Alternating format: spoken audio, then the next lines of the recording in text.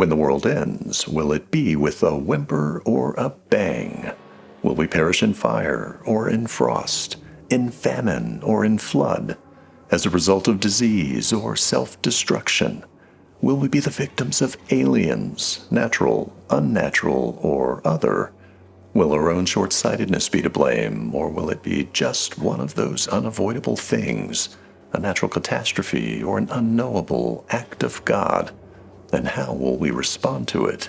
With ingenuity, courage, and fortitude, with compassion, generosity, and hope, with panic, prejudice, and barbarism, or with passive resignation and self-absorbed doom-scrolling? For more than 200 years, authors have imagined answers to those questions and others in their novels and short stories. I've read a lot of them over the years, hundreds according to the tally I made while preparing this video, and that total almost certainly omits a few I've forgotten about. Let me take you on the first leg of a tour of the history of apocalyptic fiction. This video covers the broad landscape from 30,000 feet, while my next video will dive deeper into the subgenre's many variations and highlight some of its lesser-known examples. Welcome to the library ladder. Apocalyptic fiction covers a lot of territory, and the terms apocalyptic and post-apocalyptic can conjure a wide range of images and preconceptions for readers. The word apocalypse has its roots in religious traditions surrounding foreknowledge of the end times. A literal translation of the word from the ancient Greek is revelation, as in the biblical book of Revelation. Today, it more commonly refers to anything that might cause the end of the world as we know it, any catastrophic event that radically diminishes society and threatens our ability to survive and thrive in the future. From asteroid strikes to rapid sea level rise, from viral plagues to nuclear holocaust, from technology run amok to ecological collapse. Those are just a few of the apocalyptic scenarios authors have built stories around for generations of readers. Sometimes the stories are set before the apocalypse and focus on efforts to avert a looming disaster or to improve humanity's chances of surviving it. Other stories are set during the apocalyptic event, describing the chaos, disruption, and danger endemic in those situations.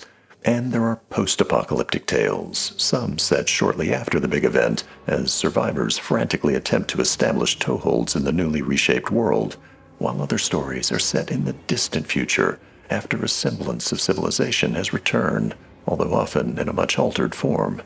A few even combine those settings, documenting events all the way from pre-collapse to post. A common trope in post-apocalyptic settings is the emergence of dystopian societies, often authoritarian, militaristic, or religious in nature, and occasionally dictated by biological or other necessities. However, despite significant overlap between them, post-apocalyptic fiction and dystopian fiction aren't synonymous. Apocalypses don't always result in dystopias, and dystopias can readily form without an apocalypse. Some post-apocalyptic works even present utopian visions rather than dystopian ones. So don't be surprised if I omit some of your favorite dystopian works from my discussion of apocalypses. It's been said that fiction writing is simply the extension of an author's own fears and anxieties onto paper. Apocalyptic fiction might be a prime example of that. While the earliest apocalyptic stories, from the Epic of Gilgamesh to the Bible to Ragnarok, were steeped in religious significance and divine intervention, tales in recent centuries have featured more mundane, earthly catastrophes. Since the early 1800s, end-of-the-world stories have waxed and waned in popularity in step with society's prevailing fears and perceptions of risk. These doom cycles in fiction coincide with natural disasters, technological developments, political upheavals, and cultural changes that have punctuated history and precipitated widespread public fears.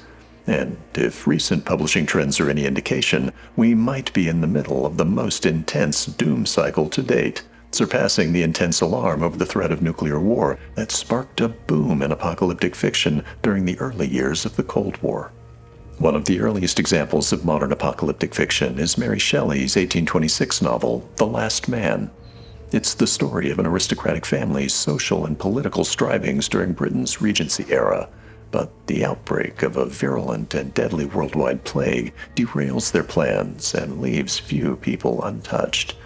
It's an odd novel, as it reads much like an early Regency romance, while the lethal virus progresses mostly in the background, despite its prominent role in shaping and propelling the plot.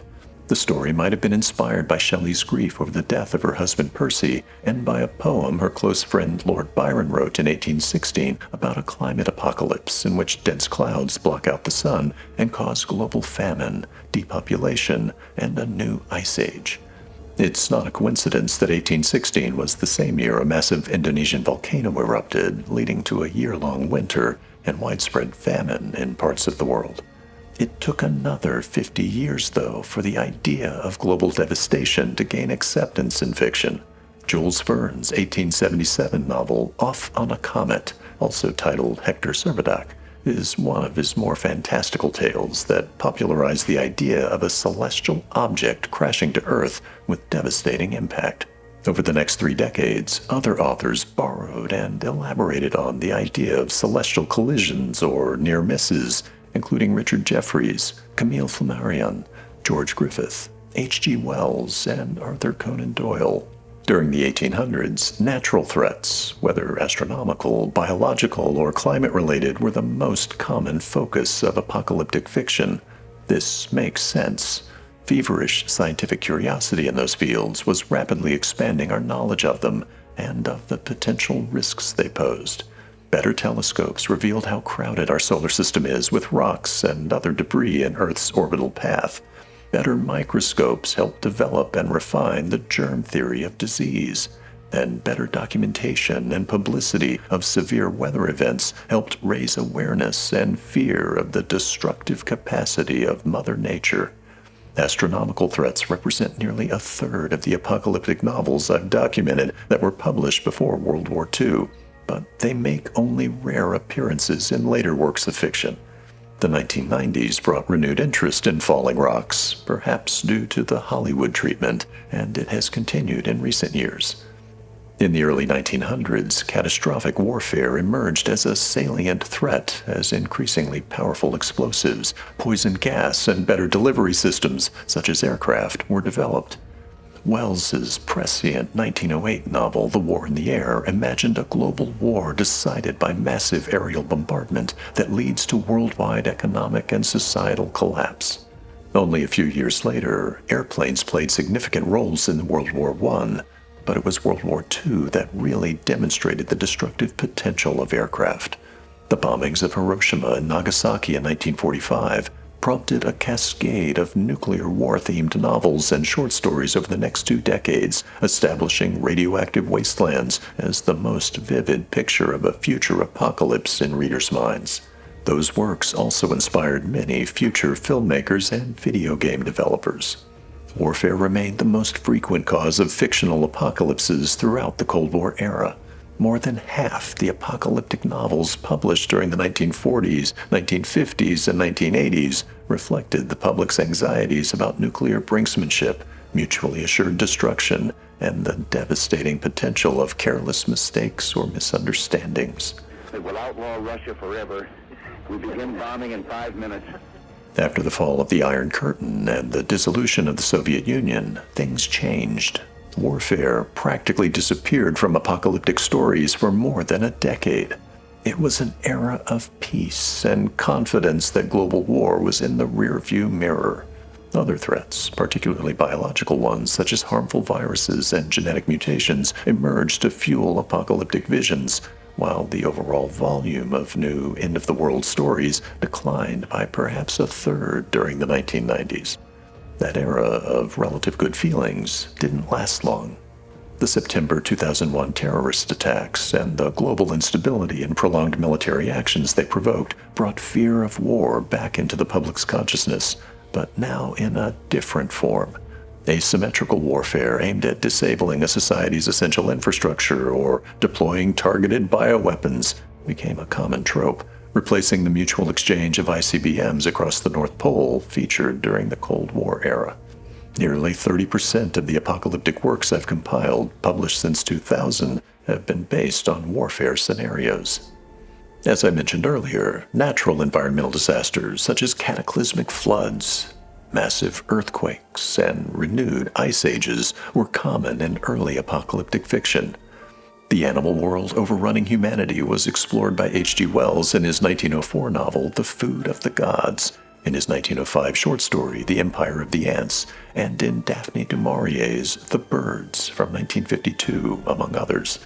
And man-made environmental problems gained prominence in novels published in the 1950s, 60s, and 70s, reflecting a growing public concern about the harmful effects of pollution and other human activity on the world's climate and ecology. British authors John Christopher and J.G. Ballard were among the most influential in popularizing environmental themes in apocalyptic fiction at that time.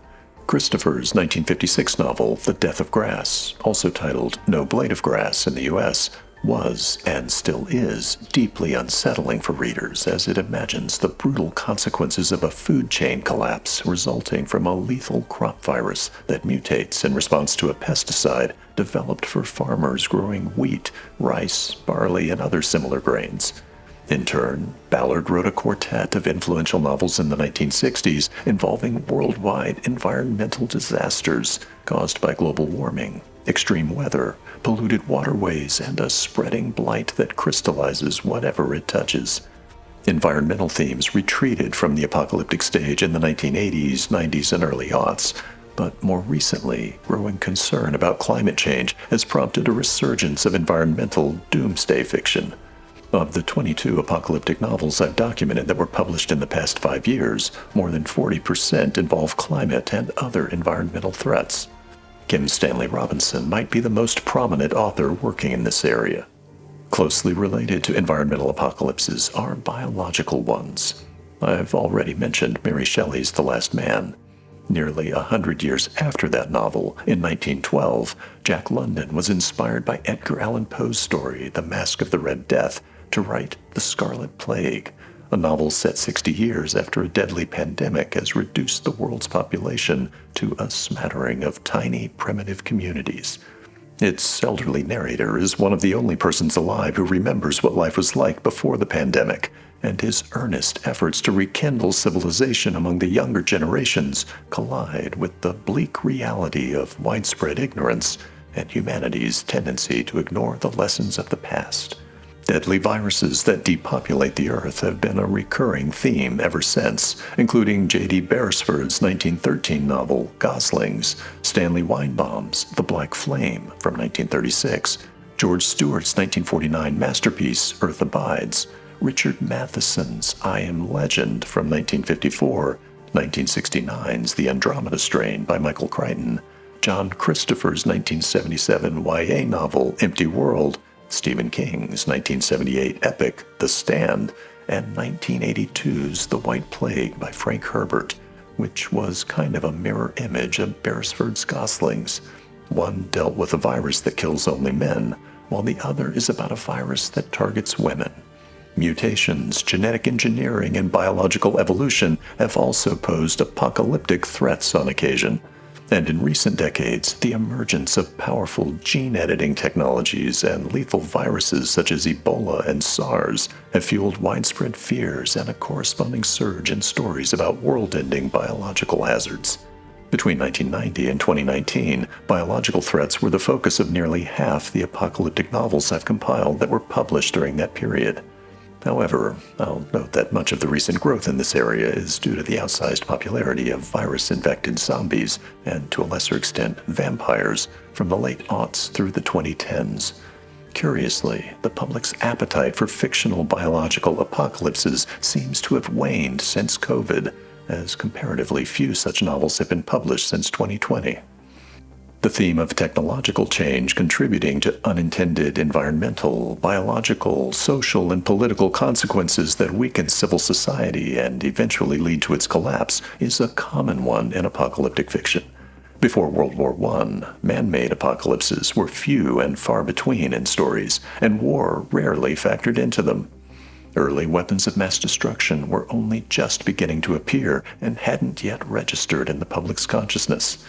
Instead, rapid societal changes resulting from new and disruptive technologies were considered a greater risk to humanity at that time than war, due to fears that our over-reliance on complex and poorly understood machines might lead to civilization's collapse.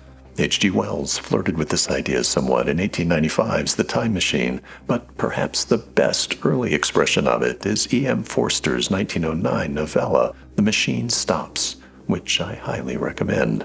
It's hard to believe it's from the same author who wrote Howard's End, A Room with a View, and A Passage to India. Other early cautionary tales about the catastrophic perils of technological advancement include 1916's The Golden Blight by pulp magazine stalwart George Allen England, Carol Capek's 1922 novel The Absolute at Large, and 1928's Green Fire by John Taine. By the start of World War II, technology run amok represented around a third of the apocalyptic science fiction novels published up to that time.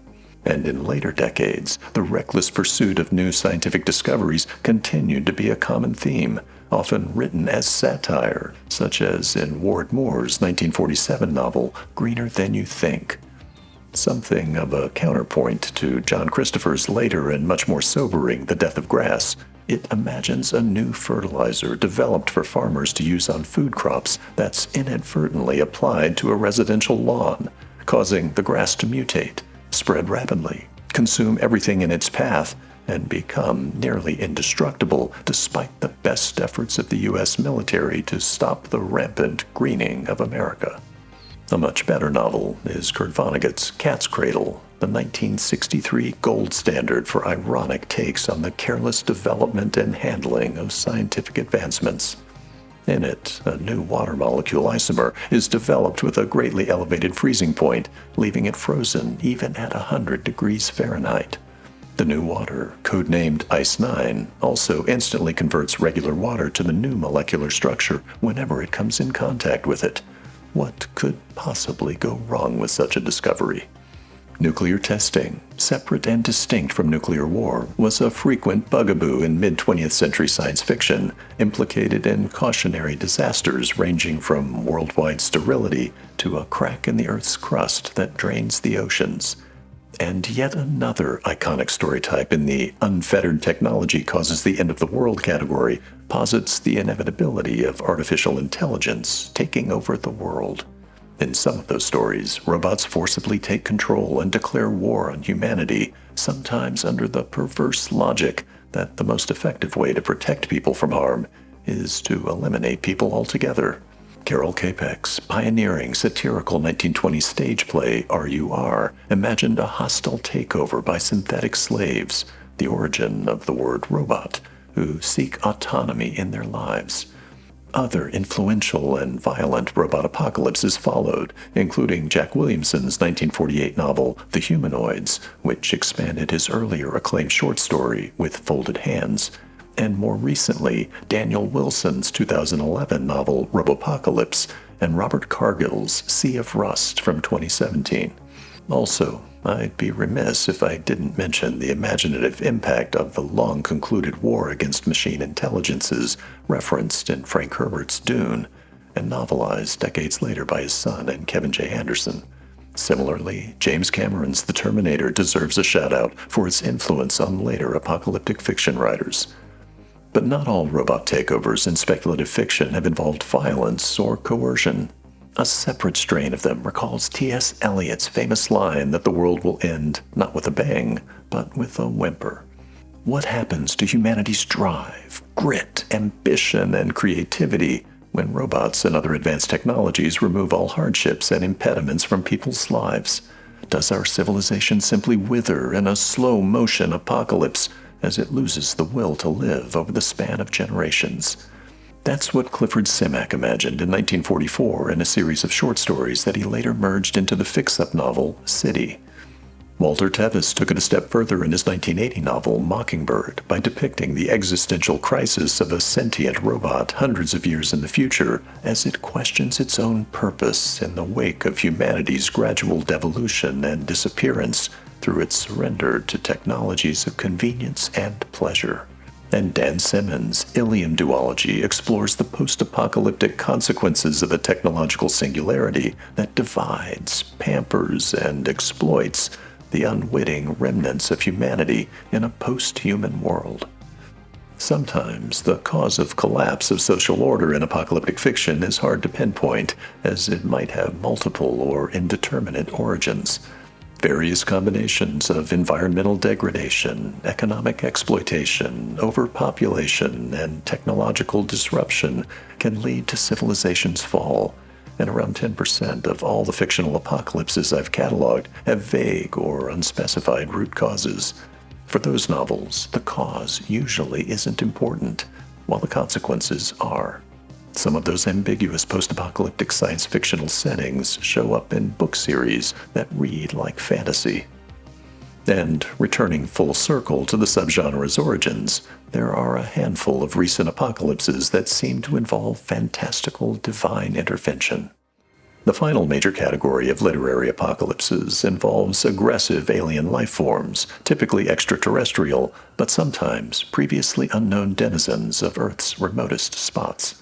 H.G. Wells again was a pioneer with his 1897 novel, The War of the Worlds, that imagined technologically advanced and brutal invaders from Mars. But, notwithstanding a few early space operas and Lovecraftian stories in the pulps, and Carol Capek's 1936 satirical allegory War with the Newts, alien apocalypses didn't make regular appearances in SF novels until the creature feature era of the 1950s, with John Wyndham's The Day of the Triffids and The Kraken Wakes, Arthur C. Clarke's Childhood's End, Robert Heinlein's The Puppet Masters, and Jack Finney's The Body Snatchers among the most noteworthy examples. A decade later, John Christopher's terrific Tripods trilogy was published for younger readers. It reads much like a sequel to Wells's The War of the Worlds, set hundreds of years in the future after the Martians' conquest of the Earth. The remaining decades of the 20th century were a relatively fallow period for alien apocalypses, with 1985's Footfall, 1987's The Forge of God, and 1992's Steel Beach among the sparse examples, as other fears and threats took center stage. More recently, though, aliens have made their presence known again in science fiction.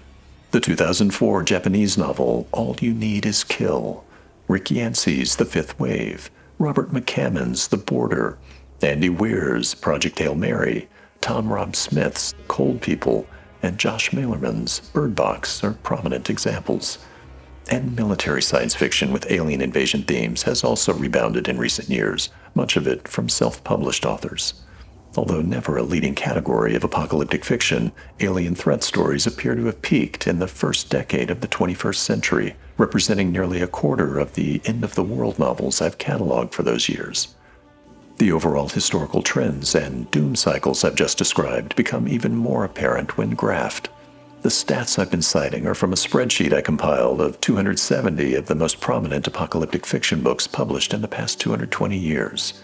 It's not a complete list of everything. There are plenty of minor titles I've overlooked, but I think it's a fair representation of the subgenre's history, and I've read the vast majority of the books included in it. Also, in order to prevent book series from skewing the results due to double counting, the 270 titles in the spreadsheet count only the first book in a series, and not any sequels from the author. Another partial omission relates to self-published works. The titles I've compiled are overwhelmingly from traditional publishers. I've included a few of the best-known self-published authors, but most of the recent novels in the list are ones likely to be found in public libraries, which tend to ignore self-published books. For the first chart, I'll start with the overall publication history of apocalyptic fiction, sorted by decade, and then I'll break it down into specific doom cycles that have fascinated writers and readers over the years. This first chart shows the distribution of apocalyptic novels over time as a percentage of all 270 books and series in my list. Note the peaks during the Cold War era and post-9/11, when anxieties about war and other threats were very high. In total, I identified 29 noteworthy apocalyptic novels from the 1950s, 31 from the 1960s, 55 from the 2010s, and 22 already through just the first half of the current decade. With respect to types of apocalypses, war is the leading cause by a fairly wide margin, implicated in nearly a third of the novels.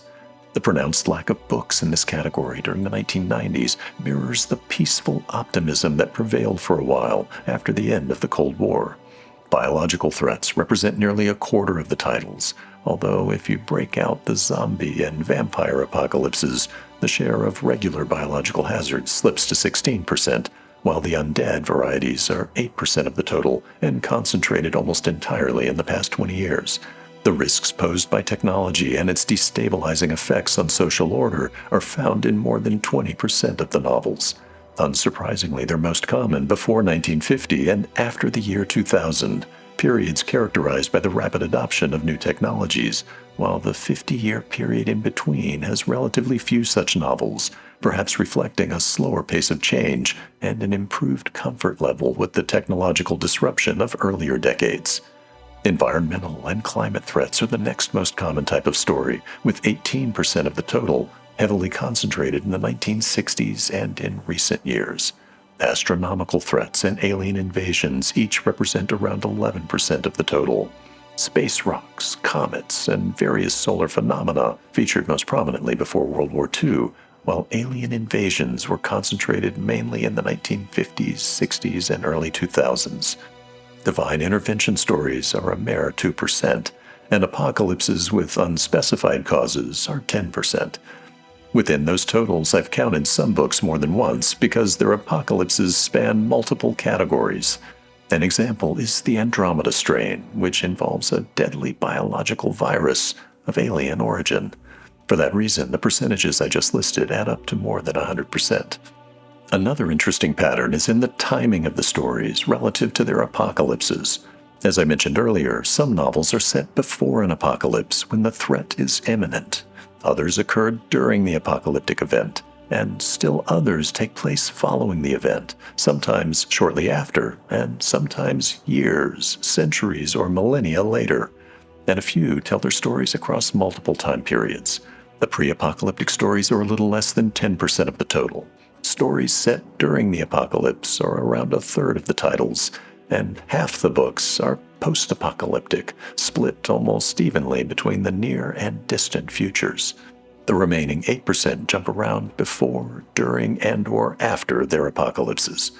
What's distinctive about the timing pattern is how fear and spectacle-laden stories set during and shortly after an apocalypse predominated up through the 1950s, and then again more recently.